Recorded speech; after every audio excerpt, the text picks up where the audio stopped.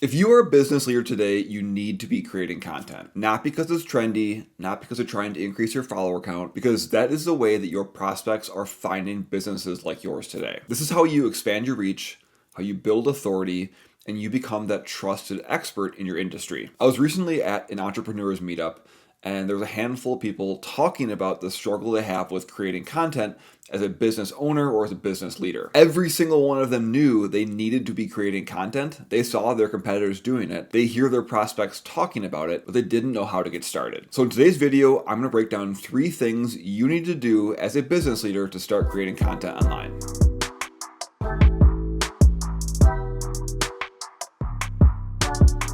If you like today's video, be sure to like it, smash that subscribe button so you don't miss future content. If you have any questions or comments, leave them down below. We personally respond to them and we love talking to you. So, creating content, that sounds like a lot of work. And trust me, it can be a lot of work, but it doesn't need to be. You don't need to be a prolific content creator with millions of followers, getting millions of impressions.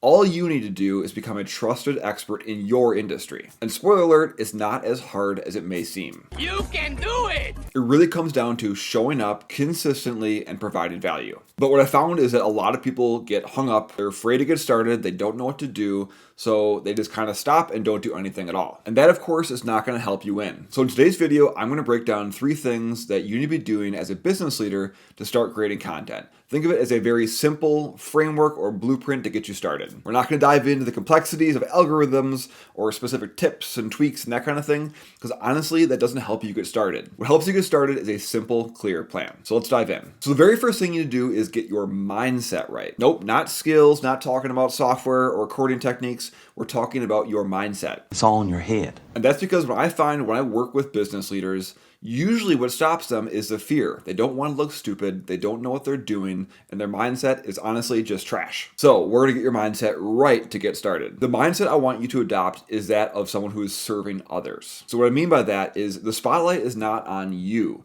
Yes, you are creating the content, you are writing the post, you are recording that video, but you are not the focus, your audience is. You are here to serve other people. In our favorite teacher framework, which is how we look at sales and marketing in a digital age, we say that you need to be the favorite teacher of your industry, meaning you are here to educate people. You are an expert at what you do. You help your customers day in and day out. And online, through social media, through newsletters and blog posts, you can help serve them better through content. Ultimately, what you're doing is helping position the work that you do in your customer's mind to help solve their problems. So this mindset is super important. Again, I want you to think of yourself as that favorite teacher in your industry. And you can probably think back to your favorite teacher you had in high school or in college or maybe in grade school. That teacher didn't make it about them. They made learning fun for you. So think about that for your business, in your industry, and in your realm of knowledge. You are serving others, you are not promoting yourself. All right, now let's think about step number 2, and that is to define your student. So going off of the first step of being that favorite teacher,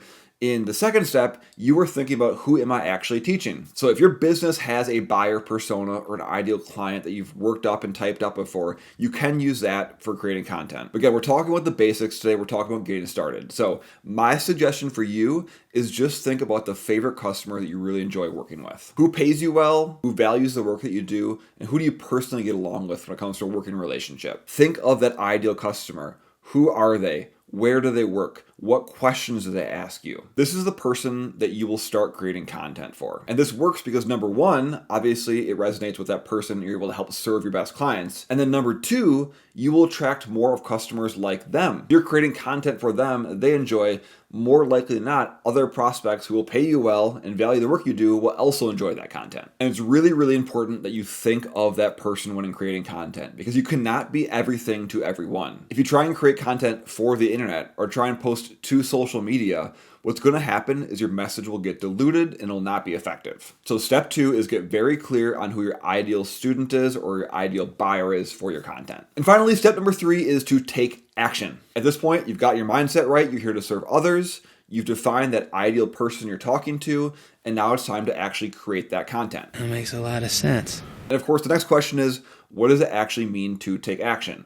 Now, again, going back to making this simple so that business leaders can get started with their content, I want you to post once a week. That's all it takes. About 30 to 45 minutes to carve out to create content, whether it's writing a text post, recording a video, Just carve out that time once a week and press that post button. And why do I say once a week?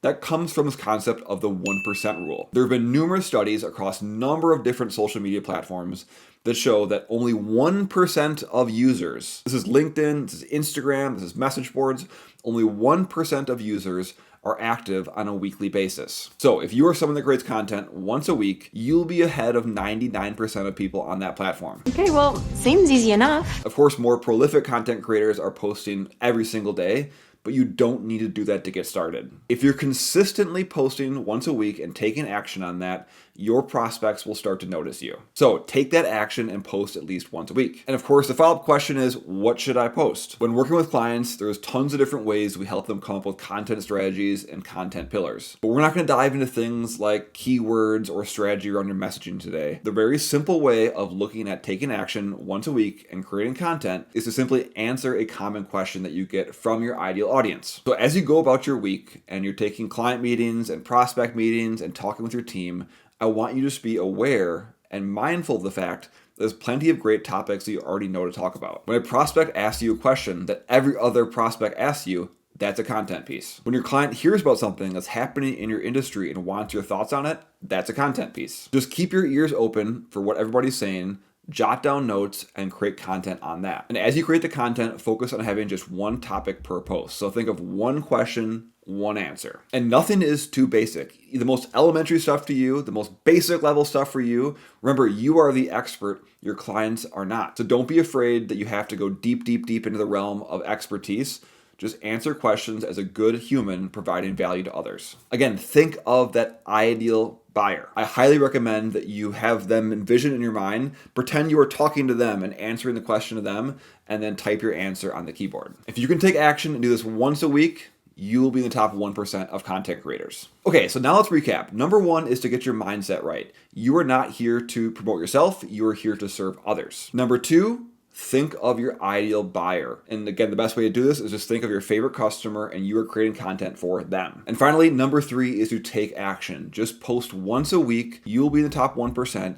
You will start expanding your reach and building authority in your industry online. I promise you, it really is that simple. And going back to my conversation in the entrepreneurs group the other day, I encourage all of them to do the things I'm talking about today because it really isn't that hard. The bar is very low. The problem is people just don't know how to get started. If you take the actions, you create quality content that educates others, within weeks, you'll definitely start to get some traction. And I promise you, within the first 90 days, people come to you and say, hey, I saw your content, that was super helpful. And you will start to build up that authority in your industry. If you have any questions at all, drop them in the comments below. We'd be happy to help.